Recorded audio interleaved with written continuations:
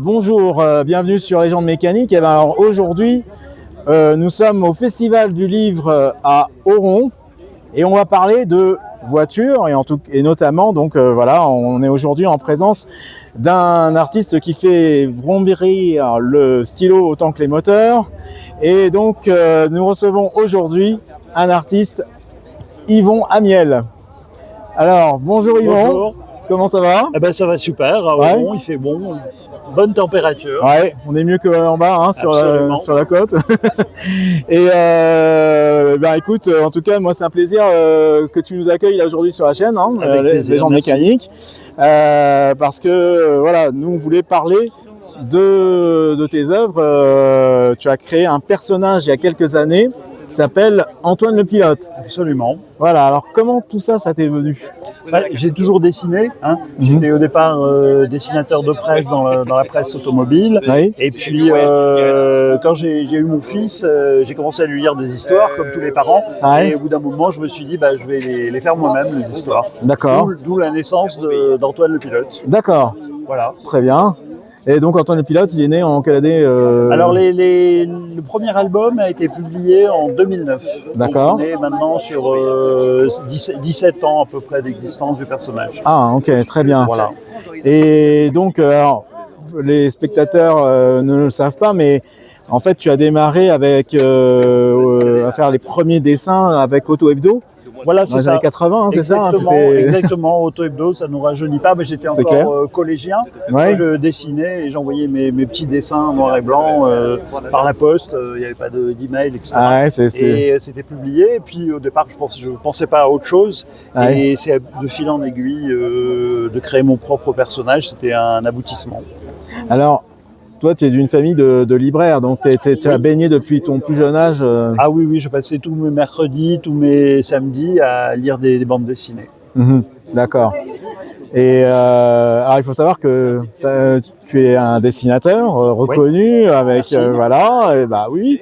Et puis puisque même je crois que l'Automobile Club de Monaco, non, il y a quelque chose avec on fait de belles choses avec l'Automobile Club de Monaco, parce qu'on fait les trophées du Grand Prix historique. Oui, on y était cette année avec mon fils. Voilà, donc chaque pilote reçoit un trophée qui est à l'image du nom de la série, le trophée Ayrton Senna, le trophée Jackie Stewart, Niki Lauda, tout à fait, etc., que nous fabriquons, et l'Automobile Club nous fait confiance sur ce produit. Voilà, en plus de l'album Antoine au Grand Prix de Monaco.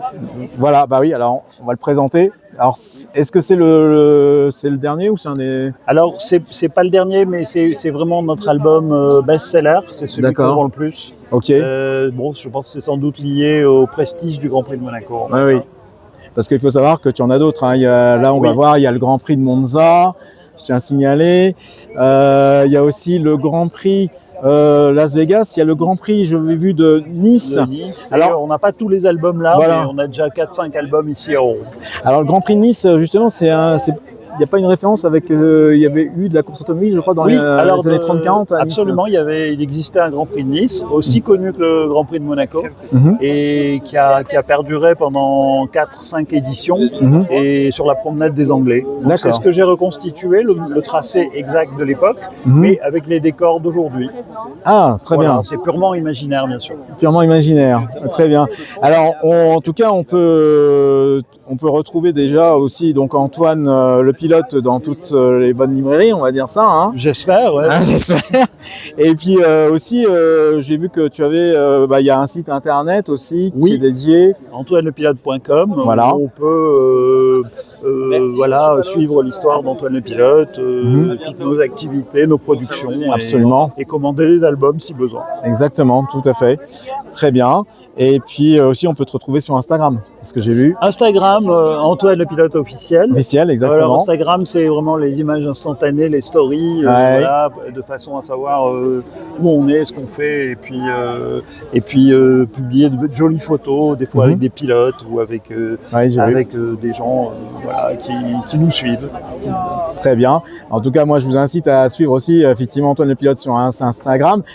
De suivre aussi, d'acheter aussi les albums parce que ça parle comme tu disais, de 5 ans à 105 ans. Oui, absolument. C'est le partage de la passion entre les générations. Ouais, c'est vraiment le concept, c'est que le papa ou le papy même retrouve des voitures de course qu'il a connues en étant jeune et de transmettre ça aux enfants, aux petits-enfants. C'est ça, voilà. Exactement. Le concept de base, c'est vraiment ça. Et ça, je trouve ça très bien parce que je trouve que ce sont des livres qui parlent justement effectivement à toutes les générations et je trouve ça absolument bien. Et bien voilà, écoute, merci beaucoup Yvan. Merci à de nous avoir accueillis sur Légendes mécaniques et puis nous on se dit à bientôt. Bye bye. Au revoir.